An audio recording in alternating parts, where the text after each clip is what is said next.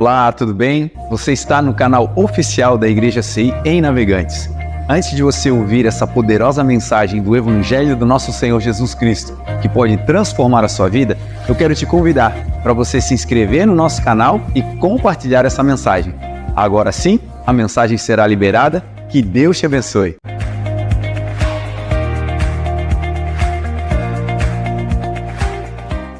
Marcos, capítulo 10, versículo 46. Marcos 10, 46. Nós vamos ler do 46 até o 52. Marcos 46. Marcos capítulo 10, do versículo 46 até o 52. Se você não tem Bíblia, você pode acompanhar aqui na nossa Bíblia gigante, na versão NVI, a nova versão internacional, a qual eu vou ler também. É isso aí. Amém? Todos acharam? Glória a Deus. Então chegaram a Jericó. Quando Jesus e seus discípulos, juntamente com uma grande multidão, estavam saindo da cidade, e o filho de Timeu, Bartimeu, que era cego, estava sentado à beira do caminho pedindo esmolas. Quando ouviu que era Jesus de Nazaré, começou a gritar: Jesus, filho de Davi, tem misericórdia de mim.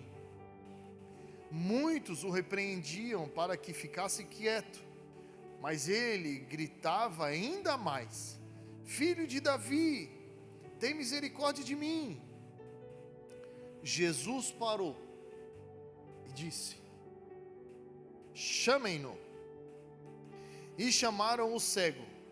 Ânimo, levante-se, ele o está chamando. Lançando a sua capa de lado, deu um salto e pôs-se em pé e dirigiu-se até Jesus. O que você quer que eu faça? Perguntou-lhe Jesus. E o cego respondeu: Mestre, eu quero ver. Vá, disse Jesus, a sua fé o curou. Imediatamente ele recuperou a visão e seguiu Jesus pelo caminho. Amém? Feche seus olhos, por favor. Pai, obrigado, Senhor, pela tua palavra. Mais uma vez podermos explanar, podemos falar, podemos ser edificados, Senhor, e alimentados pela tua palavra. Que ela, Senhor, nos norteie essa noite e que não seja eu falando, mas o Teu Espírito. Que o Senhor possa falar de uma forma poderosa a cada coração que está aqui, de uma maneira única, como o Senhor conhece cada um que está aqui. Que essa palavra possa produzir um fruto que dê até 100 vezes, Senhor.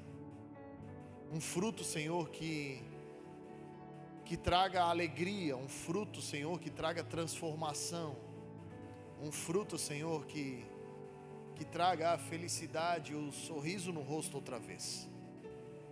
Que essa palavra de milagre nos acompanhe, que essa palavra de maravilhas seja frequente no nosso meio, Senhor. E que tudo isso aconteça para a honra, glória e louvor do Teu santo nome. Em nome de Jesus. Amém e graças a Deus. Bom, o culto de ceia para nós é o culto mais importante do mês. Porque é o culto para nós onde, primeiro, é o culto das primícias, é o primeiro domingo de cada mês e é o culto que norteia o nosso mês. É o culto onde Deus fala com o bispo, o nosso pastor, e logicamente ele fala conosco a intenção aquilo que o Senhor quer transmitir para nós, aquilo qual o Senhor de antemão já conhece, que aí você vamos precisar. O Senhor sabe de tudo que você vamos precisar ao longo desse mês. E Deus é tão bom que Ele prepara o caminho. Deus vai na nossa frente, Deus na sua onipresença, na sua onisciência, na sua onipotência, Deus sabe de todas as demandas, e a palavra, ela é como o assoalho dos nossos dias. A palavra de Deus, ela nos possibilita firmar os nossos passos. A palavra de Deus nos possibilita enxergar as situações, ainda que embaraçosas, ainda que de uma forma meio obscura ao nosso redor, talvez situações que aos nossos olhos visíveis, eu e você não consigamos enxergar. Através da palavra, da claridade da palavra, assim como o salmista disse: lâmpada para os meus pés é a tua palavra e luz para o meu caminho. Quando a mensagem da ceia é pregada, se você, claro que você que já caminha conosco, talvez já deve ter notado, e você que está nos visitando essa noite, se voltar outras vezes, vai entender o que eu estou falando. Você vai ver que nós praticamente pregamos em cima do que foi falado. Isso não é uma doutrina de homem, isso não é um mecanismo criado, não. Deus conosco trabalha dessa maneira. Se você entrar no canal do YouTube da Igreja CI, lá da sede, você vai ver que as palavras são as mesmas. Um exemplo: domingo de manhã eu recebi um convite para ir pregar na inauguração da igreja de um grande amigo meu em Tijucas. E a gente não troca figurinha, quem prega não troca figurinha. Não fica falando um para o outro, mostrando esboço, falando que vai pregar, porque nós entendemos que é a palavra de Deus, é o que Deus quer transmitir, e nós temos um temor muito grande quando se trata desse lugar, porque vocês não pertencem a nós, vocês não são do CI, vocês não pertencem a uma pessoa aqui de baixo, vocês são filhos de Deus. E para nós que pregamos, nós que fomos chamados a pregar, para nós é sempre um temor muito grande quando nós vamos subir aqui. Você pode perguntar para qualquer pregador que sobe nas nossas plataformas, e ele vai dizer para você que ele tem o mesmo frio da barriga como da primeira vez. E não é por inexperiência, não é porque não sabe o que vai falar, não é. É pelo temor e pelo entendimento de que eu não posso falar o que eu quero, porque vocês não pertencem a mim. Eu não tenho poder para dizer para vocês o que vai acontecer na sua vida amanhã. Eu não tenho poder de mim mesmo para falar para você o que vai acontecer metade do mês ou no final do mês. Eu não tenho poder sobre vocês para fazer nenhum milagre, nenhuma maravilha de mim mesmo. A única coisa que eu preciso fazer é transmitir aquilo que do alto nós recebemos. E isso está muito claro na palavra, isso está muito explícito na palavra, quando antes de Jesus ser arrebatado nos ares, ele deu uma ordem para os seus discípulos, aqueles que iriam pregar o evangelho. Você lembra que Jesus chamou Pedro para ser um pescador de homens? E quando Pedro teve a revelação de quem Jesus era, Jesus disse para ele: e você é Pedro, se eu sou a rocha, você é um fragmento da minha rocha, você vai ser o meu representante, você vai ser tão parecido comigo que as pessoas vão notar que você andava comigo apenas por você existir. Eu e você precisamos ser um só, em essência, porque eu vou lhe usar para falar aquilo que eu quero quando as pessoas vierem até a minha presença. Assim somos nós. E isso não faz de nós melhores do que ninguém. Pelo contrário, isso nos torna mais responsáveis. É um encargo que quem tem o chamado ama fazer, porque tem a plena convicção que é um vaso frágil, um vaso de barro, porém que o poder do Senhor se concentra dentro e transborda. Por que eu estou te falando tudo isso? Porque quando Jesus deu a ordem aos seus discípulos, Jesus disse: permaneçam em Jerusalém, até que do alto vocês sejam revestidos de poder. Jesus já tinha dado poder para eles, para expulsarem os demônios. Você lembra?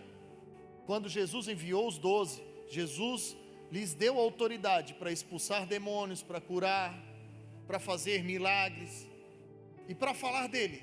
Mas Jesus deu uma ordem: vocês vão fazer isso para as ovelhas perdidas de Israel.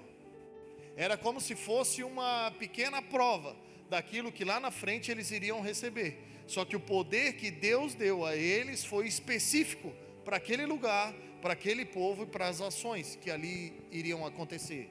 E então, antes de subir, Jesus deu mais uma ordem a eles: então vocês permaneçam em Jerusalém até que do alto vocês sejam revestidos de poder. E nós sabemos o que aconteceu lá em Atos capítulo 2. Estavam todos reunidos no mesmo lugar, quando de repente veio do céu um som. O som não veio da terra, o som veio do lugar da onde Jesus disse que viria. Primeira comprovação da verdade poderosa de Jesus, a sua palavra. Tudo que Jesus disse que iria acontecer na sua vida vai acontecer em nome de Jesus, debaixo de uma obediência, debaixo de uma permanência, ainda que com perseguição, ainda que muitas vezes com risco, ainda que muitas vezes com incerteza, ainda que muitas vezes você meio que se escondendo, meio trancafiado, meio tendo que sair de cena. Creia na palavra de Jesus, porque ela é verdadeira e ela é fiel. E então veio do céu um som como de um vento forte e impetuoso, e encheu o lugar onde eles estavam reunidos. Eles estavam assentados todos no mesmo lugar, quando de repente eles viram línguas repartidas como de fogo, que pousou sobre os pregadores, sobre os melhores? Não, pousaram sobre cada um deles. Eu sou o pregador da igreja. Eu sou chamado para pregar para você. Você é chamado para pregar na sua casa. Você é chamado para pregar no lugar que você frequenta. Você é chamado para pregar no seu trabalho. Você é chamado para ser uma testemunha de Jesus Cristo onde você colocar a planta dos seus pés. Por isso que todos receberam a língua como de fogo. Você lembra quando isso aconteceu no Antigo Testamento? Quando Isaías, no ano da morte do rei Urias, Isaías entrou no templo e viu o Senhor aonde? Onde eu e você acabamos de cantar, num alto e sublime trono. É a nossa referência, é Deus, é o nosso Pai. Isaías estava triste. Isaías entrou no templo e viu o Senhor assentado em um alto e sublime trono. E você imagina ver o Senhor, a glória de Deus, o poder de Deus, o resplendor do Senhor. A Bíblia diz que ele viu, e quando ele viu, ele disse: ai de mim, que sou um homem de lábios impuros, no meio de um povo de impuros lábios. E o que saiu do trono? Uma tenaz de fogo. E tocou aonde? Onde ele tinha a deficiência. Por quê? Porque Deus queria usá-lo para falar algo novo, falar algo que Deus iria fazer. Porque Isaías era bom? Não, porque Isaías reconheceu o seu problema. Eu e você não somos usados porque nós somos bons. Nós não somos usados porque estudamos, porque a gente lê a Bíblia, porque a gente ora. Não, não. Nós somos usados porque chegamos na presença do Senhor. E só existe uma maneira de chegar na presença do Senhor: é reconhecendo quem eu e você somos. Quando eu e você reconhecemos quem nós somos, o Senhor reconhece aquilo que Jesus fez por nós. Nós só temos um acesso ao Pai, através de Jesus Cristo, a primícia do Senhor.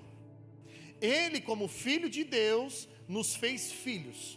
E através do arrependimento, através de reconhecer quem nós somos reconhecidos. Quando eu e você reconhecemos quem somos, quando nós sabemos que nós não somos nada, quando nós sabemos que pecadores nós somos, que falhos, que limitados nós somos, então Deus olha lá de cima e diz: agora que ele caiu em si, agora que ele sabe quem ele é, eu vou abrir um acesso. Foi isso que aconteceu com o filho pródigo. O filho pródigo achou que podia, achou que era o bambambam da história, pegou parte da herança do seu pai e saiu. Foi para um lugar e gastou seu dinheiro, sua fortuna, até ter que trabalhar com porcos. A Bíblia vai dizer que teve vontade de comer a comida dos porcos. E o que aconteceu? A Bíblia diz: ele caiu em si. E quando ele caiu em si, ele disse: meu Deus, eu pequei. Eu pequei contra os céus, eu pequei contra meu pai. Eu vou voltar para a casa do meu pai, porque lá até os escravos dele vivem numa condição melhor do que eu. Então eu vou voltar, vou dizer para ele. Isso é algo importante. Confessar, falar. Então eu vou dizer para o meu pai: pai, eu pequei contra o céu e contra ti, já não sou digno de se chamar o teu filho.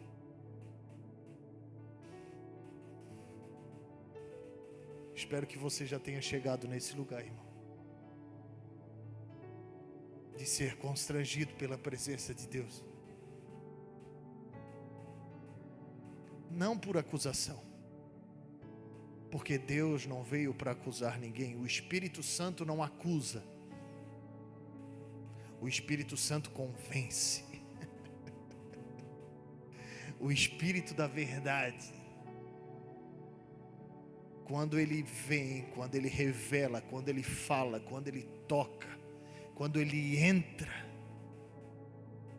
não tem como se conter. As armaduras caem, ainda que vergonhosamente. É inevitável eu e você nos sentirmos envergonhados, afinal é o Espírito Santo de Deus falando conosco que aquilo que nós fazíamos era errado, mas não para julgamento ou para apontamento. Ele veio fazer isso para que haja um reconhecimento. E quando eu e você reconhecemos quem nós somos e o que nós fazíamos, então nós nos tornamos. Quando eu reconheço, eu me torno, porque eu admito: pai, eu sei que eu preciso de ti, eu sei que eu sou isso daí tudo isso que o Senhor está falando, tudo isso que o Senhor está colocando dentro do meu coração, eu sei que eu sou isso. Eu sei que eu pequei, eu sei que eu errei, mas eu estou arrependido, Senhor. Eu não quero mais viver nesse lugar. Eu quero voltar para casa, Senhor, porque eu sei que na casa do meu pai tem comida. Eu sei que na casa do meu pai tem fartura. Eu sei que na casa do meu pai eu vou estar protegido. Eu sei que na casa do meu pai é o melhor lugar desse mundo. E foi isso que Jesus fez por mim e por você, irmão.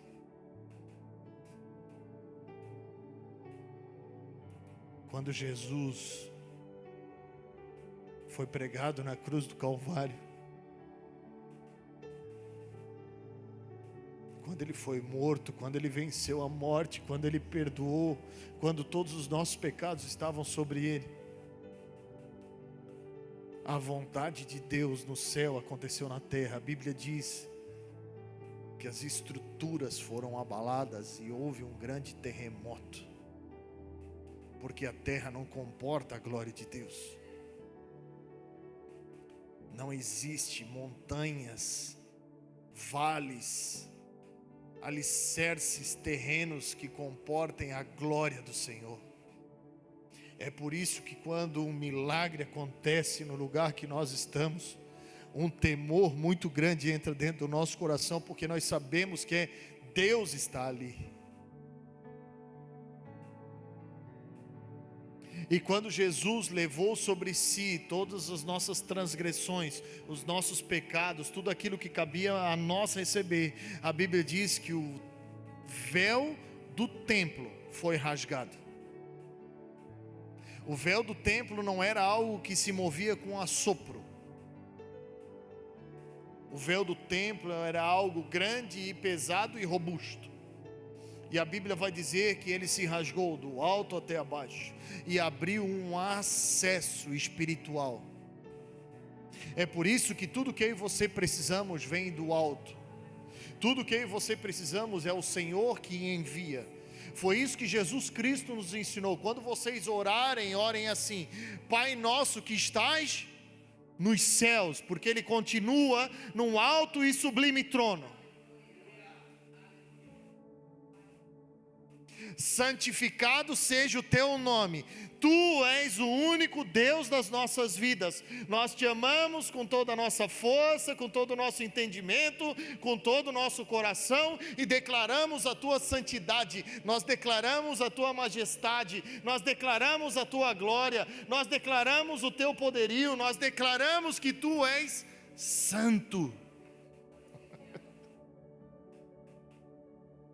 Pai nosso que estás no céu, santificado seja o teu nome.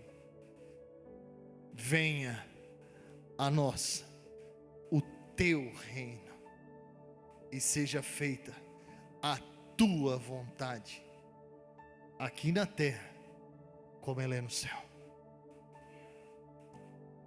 Existe um espelho espiritual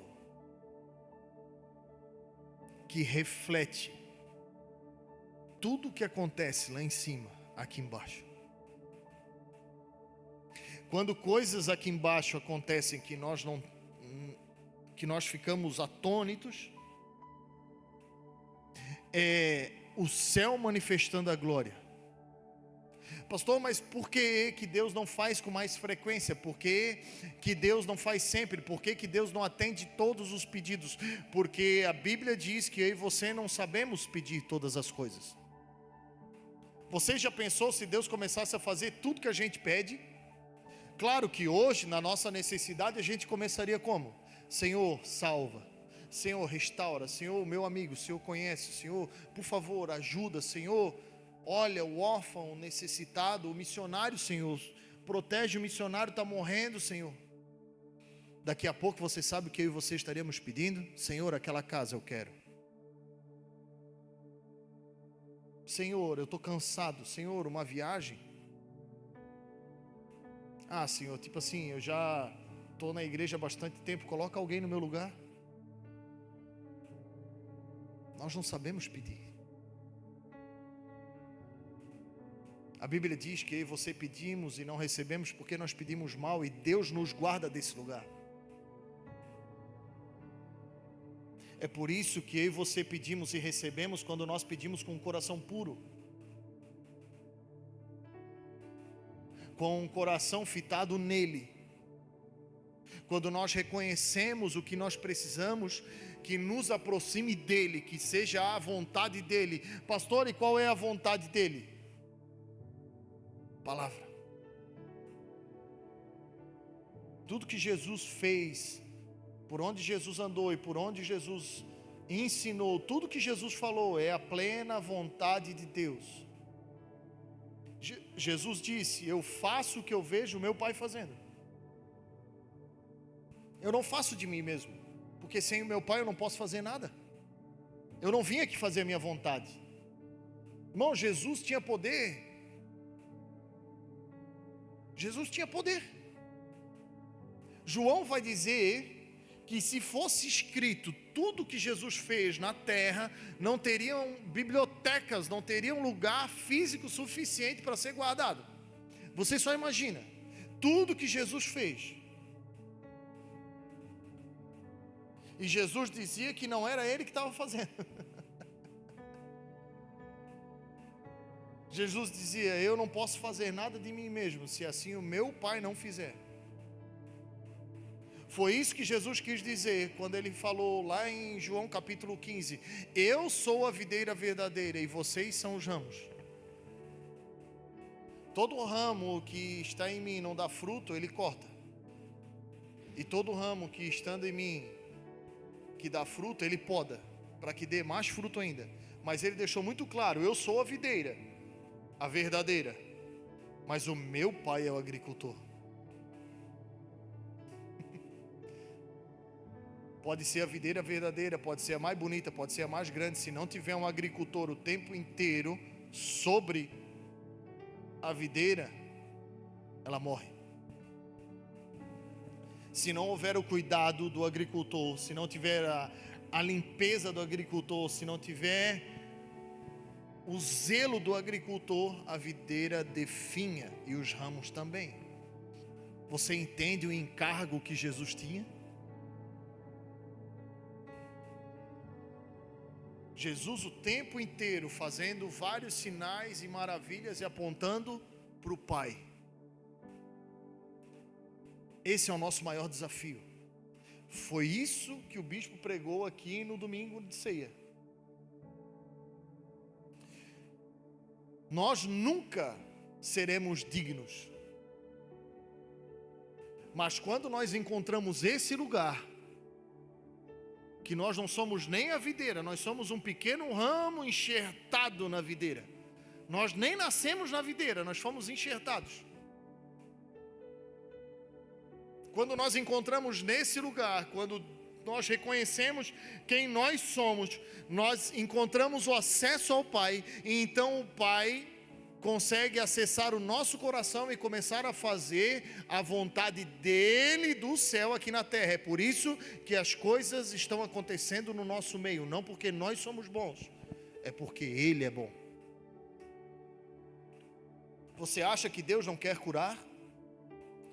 Você acha que Deus não quer converter? Você acha que Deus não quer tirar as necessidades, as demandas financeiras da nossa vida, tirar a tristeza do nosso coração, curar um trauma? Você acha que Deus não quer? É claro que Ele quer, e Ele vai fazer porque Ele disse que iria. Mas isso não está ligado a nós. Isso está ligado a todos aos quais o reconhecerem. Todos aos quais se achegarem na presença dele com o coração contrito e quebrantado, sabendo quem é. Porque quando nós sabemos quem nós somos, nós encontramos e sabemos quem ele é. O filho pródigo saiu do lugar de necessidade e voltou para sua casa, onde não queria ser chamado de filho.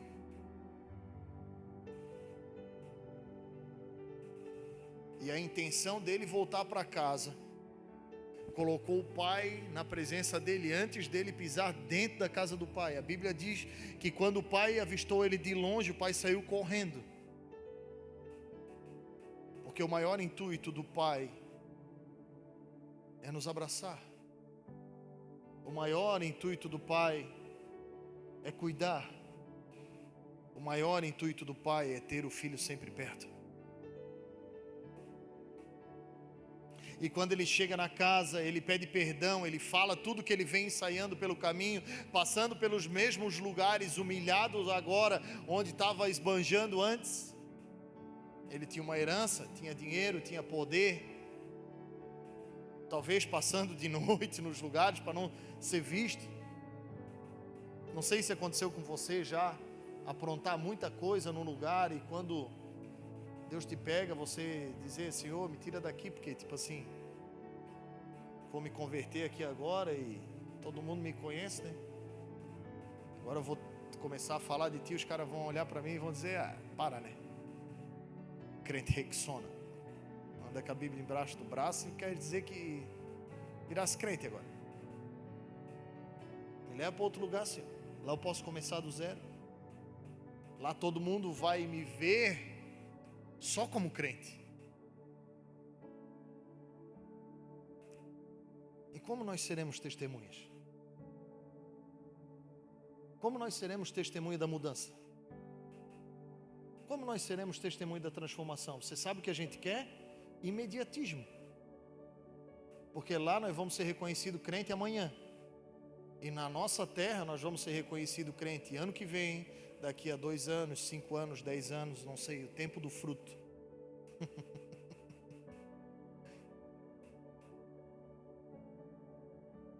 E não ser reconhecido depois que você é triste, ou não é? Quando Deus está contigo, quando sua vida mudou, você não é mais aquela criatura, você não pratica mais aquilo que praticava, mas ainda é reconhecido pelo que fazia. Bem-vindo ao clube. Vão existir pessoas que nunca vão acreditar que a gente mudou de verdade. Mas não é porque eles não acreditam que nós não somos. Não é porque eles falam o que nós fizemos que eu e você voltamos para aquele lugar, não. Eu e você já saímos, nós já nos tornamos uma nova criatura. E é o nosso fruto. Fruto leva tempo. Fruto é apanhado da árvore, às vezes com pedrada. Quem aqui é da roça sabe como é que catava as laranjas lá da ponta. Da ponta era as mais docinhas, né? Aquela que não dava para te subir e pegar. Eu sei que acontecia muito lá em Gasparalto Central. A gente pegava um bambu, cortava um vezinho na ponta, botava no caule da laranja assim e torcia, a laranja caía. Tinha que causar um dano na árvore para pegar o fruto. Talvez esteja assim na sua vida, acontecendo alguns danos na sua vida, mas pode ter certeza que se você estiver na presença do Senhor, o Senhor te sustenta. O Senhor é o teu agricultor, é o Senhor que te mantém. É o Senhor que nos aduba, é o Senhor que nos dá consistência. É o Senhor que nos fortalece.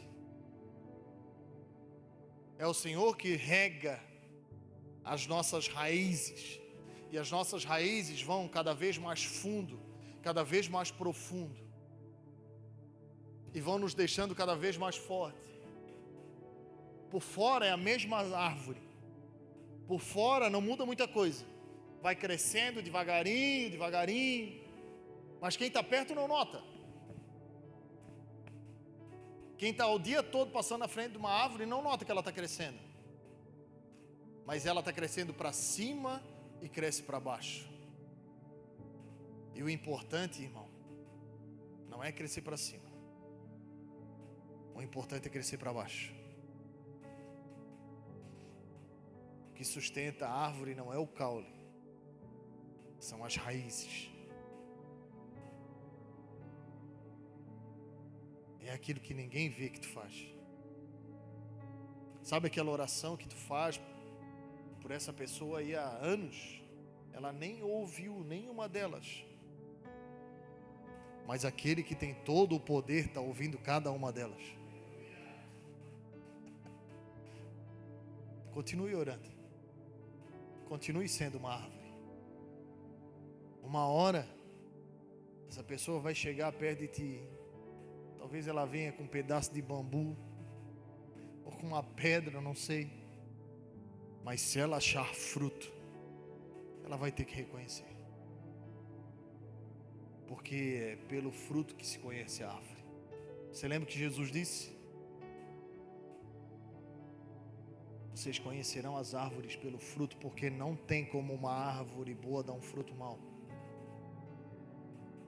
Nem como uma árvore má dar um fruto bom.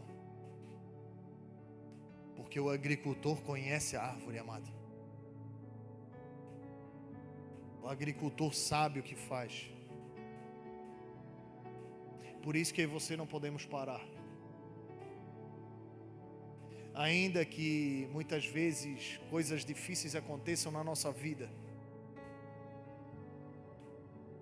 Assim como aconteceu com Bartimeu, cego,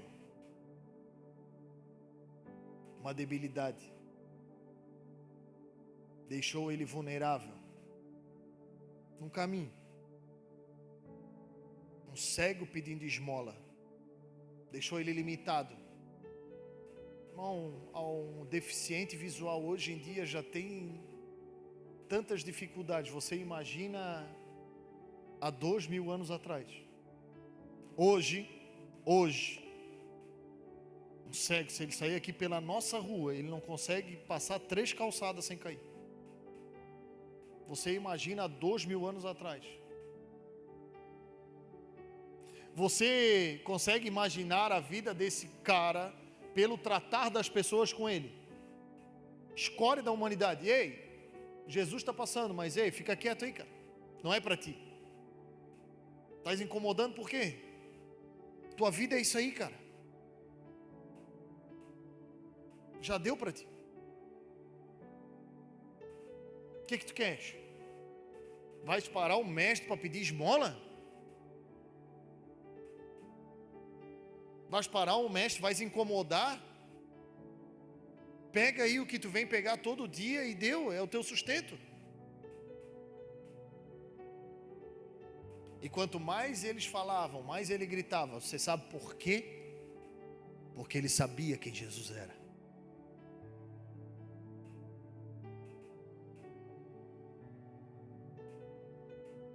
Chamar Jesus de filho de Davi é saber quem Jesus é. É reconhecer o Cristo. Bartimeu sabia quem Jesus era. E é por isso que Jesus parou. Quer parar Jesus? Reconhece-o. Saiba quem Ele é de verdade. Jesus, Filho de Deus, o Cordeiro de Deus que tira o pecado do mundo, o leão da tribo de Judá, a raiz de Davi. Jesus, filho de Davi, tem misericórdia de mim. Era a mesma coisa que o Bartimeu gritar assim: ei Jesus, eu te conheço, eu sei quem tu é, eu reconheço o teu poder, eu reconheço o teu senhorio, eu sei que tu pode me ajudar, tem misericórdia de mim. Em outras palavras, era isso que ele estava dizendo. E então eu creio que veio um lapso na mente de Jesus. Eu quero conjecturar isso para você, porque Jesus disse: nenhum dos que vierem a mim eu vou lançar fora. E quando aquele homem reconhece e chama Jesus, pela sua essência, Jesus para. E então Jesus manda chamá-lo. Você sabe qual que é a primeira lição? As nossas debilidades não nos param. As nossas limitações físicas não nos param. A nossa limitação intelectual não nos para. Porque a Bíblia diz que quando Jesus mandou chamar, ele deixou a capa de lado e deu um salto e se pôs em pé.